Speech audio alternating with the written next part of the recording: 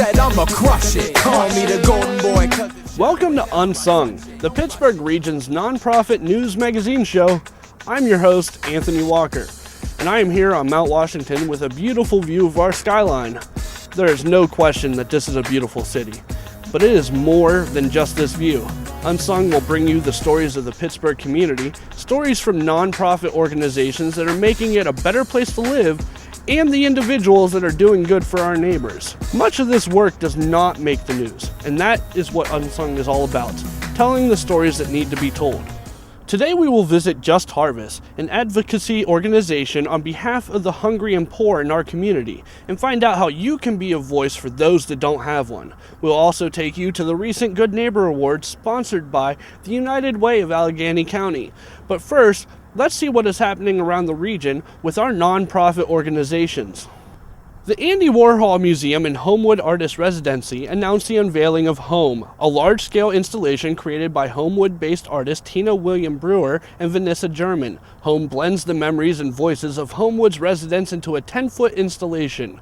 Brewer and German incorporate found objects from the neighborhood, such as items from demolished Homewood homes, donated shoes, and old photos. The ultimate vision of Homewood is to rehabilitate abandoned homes in Homewood and split the homes into two spaces, living and studio exhibition space, for contemporary artists. Each artist would be asked to create a project that reflects upon the overarching history and culture of Homewood. The goal of Homewood is to support artists of color, bring diversity to the contemporary arts community in Pittsburgh, and to engage a community that has limited access to the visual arts. Homewood is supported by a seed award from the Sprout Fund. Teams of volunteers from more than 30 local companies, schools, and churches participated in the 19th annual Rebuilding Day on April 30th, 2011. The yearly event musters community-minded Pittsburghers to provide low-income senior citizens with much-needed home repairs. Extensive work is undertaken by the volunteers throughout the homes, including new roofs, modified accessible bathrooms, wheelchair ramps, and upgraded electrical systems. Many of these repairs are life-changing for our senior citizen population. Some of the local groups that volunteered their time and expertise include the Greater Pittsburgh Carpenters Council, the American Society of Home Inspectors, and the Western PA Occupational Therapist Association. Last month, the Heinz Endowments released Clearing the Haze, an independent study of the region's air quality commissioned to the Clean Air Task Force, an internationally respected, science-based nonprofit. The report fine particulate matter and ozone air quality in western Pennsylvania in the 2000s was based on a 6-month examination of years of federal, state, and Allegheny County data. It showed that despite some marked improvement, the Pittsburgh region has not kept up with the pace of improvement in most other regions and still has some of the most polluted air in the country. The report confirms findings from previous air quality studies in the Pittsburgh region that particulate matter pollution levels put residents at a much higher risk for life-threatening illnesses than nearly all other regions across the country. The report concluded that though wind-carried pollution from neighboring states is a significant contributor to western Pennsylvania's air problem, failure to clean up in-state sources prevents the region from improving as fast as other parts of the country. To better protect human and environmental health, report recommends a more comprehensive air monitoring system for the region. And that's the news around our neighborhoods. Let's take it down to Chris at Just Harvest. Hi, I'm Christopher Whitlatch and I'm here at Just Harvest today. And Just Harvest is a nonprofit organization founded in 1986, and they work towards the elimination of hunger and poverty by promoting economic justice. The organization fights hunger, but not in the typical way that you might think. You see, the organization doesn't distribute food like a pantry or a food bank might. Rather, it focuses on winning long-term solutions to circumstances that allow hunger to persist. Through policy advocacy at the local, state, and federal levels for strong public safety nets, Just Harvest helps to ensure that anti-hunger and anti-poverty programs like cash assistance, food stamps, or free or reduced price school meals remain robust and accessible to those who really need them. The organization also connects low-income and needy county residents with programs designed to help them. It offers food stamp application assistance to over 1,500 clients annually and free income tax preparation services for low-income households in partnership with the United Way of Allegheny County. Today we're going to sit down with Tara Marks and Ken Regal. Currently, the challenges that we face are enormous, both from the economic circumstances that the whole country is in and from the policy environment that we're in nationally and in the state of Pennsylvania, with a real full frontal assault on the lives of poor people in a lot of ways right now. Some of that assault is people proposing bills that make it harder for folks to access safety net programs. For example, some of the things that the wise people in Harrisburg think that to prevent fraud is to put pictures on EBT cards, fingerprinting, drug testing, anything that they can think of to make it harder for folks to receive these benefits for those who are really in need of the benefits. That this idea of how to balance the budget on the backs of low-income folks is just not acceptable, and they're going to collectively make their voice heard. Some of the other things that we ask folks to do is go to talk to their legislative members.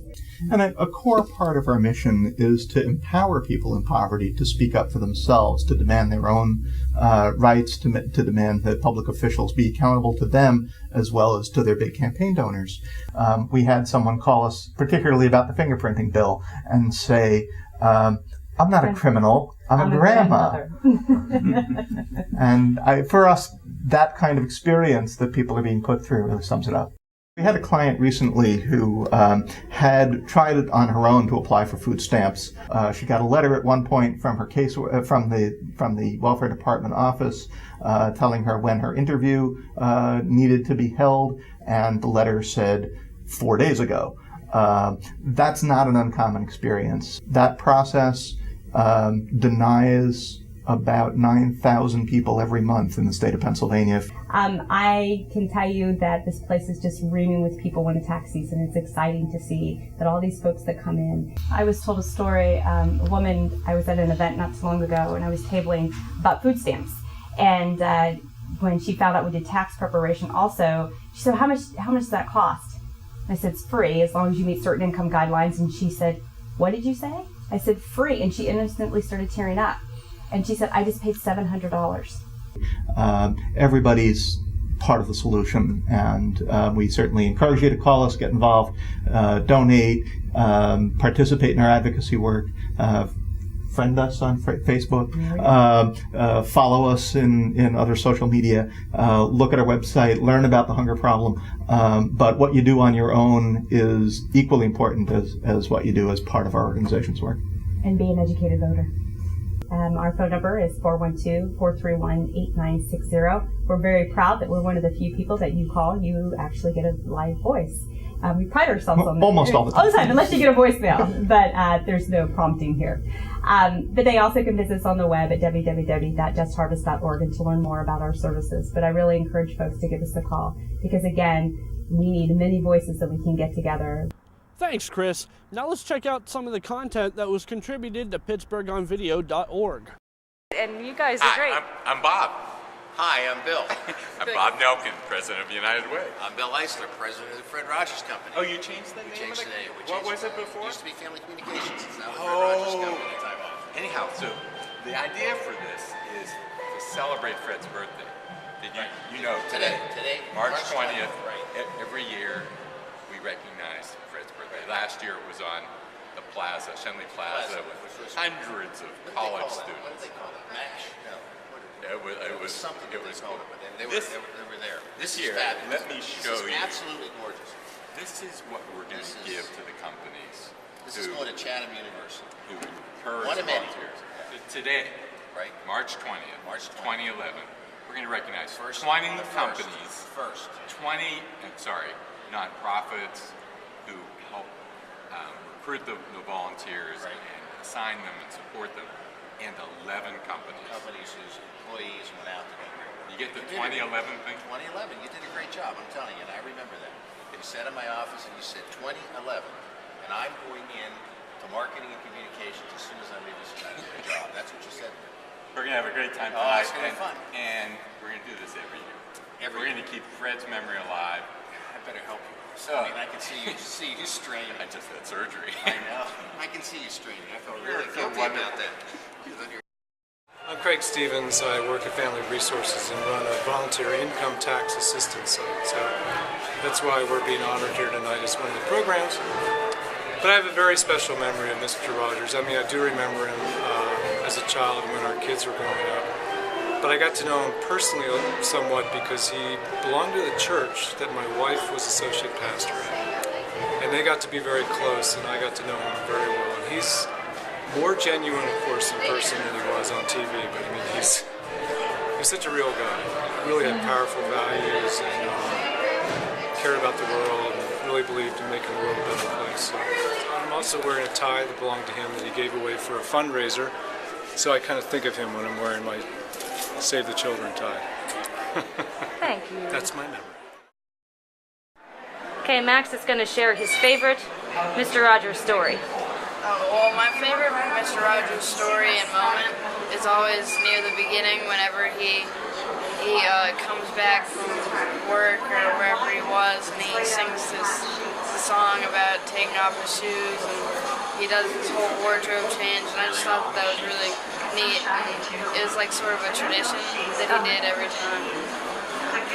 And you wore your sweater. Yeah. Very nice.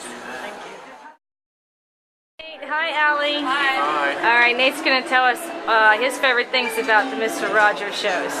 Okay, well, I don't really remember the order that these things happened, but I always liked, as a kid, sitting in front of the TV, and he would walk by his fish tank and sprinkle fish food in, and then flip on his little magic picture, and it would come to life, and documentaries of crayons being made or coins would come on, and I liked that.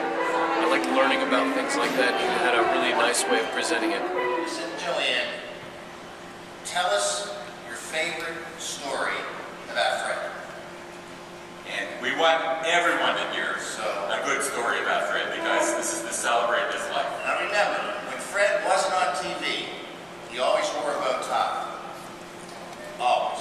And when he traveled, he always had a bow tie. Now you tell the story. Fred never wanted to go away from home on trips.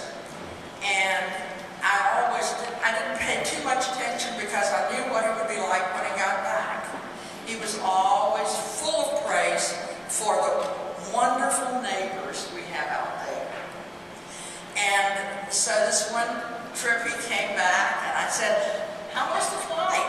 And he began to laugh. And I said, "Why are you laughing?" And he said, "Well, I was going to get on the plane and I was going on the ramp leading to the plane's door. And I could see the flight attendant ahead. And I kept walking, and the more I walked, I could see the wheels going around in her head. And she begins to smile more and more. And I got right up to her, and she said, "I just love your popcorn."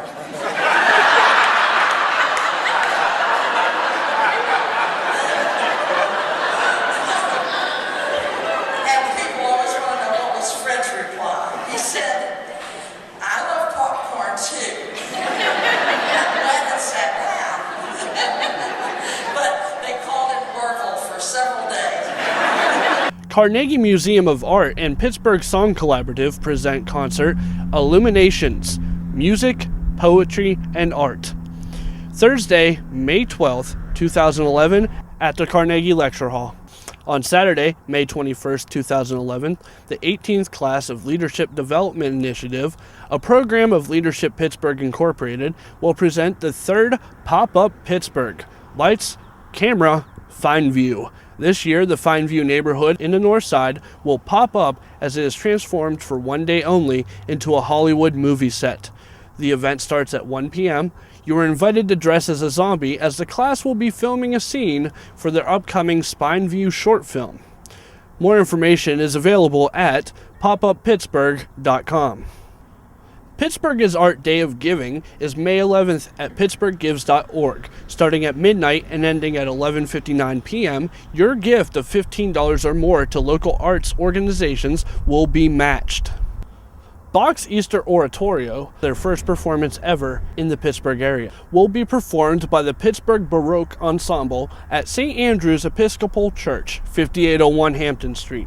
Tickets, $20 at the door. We hope you have enjoyed the first edition of Unsung.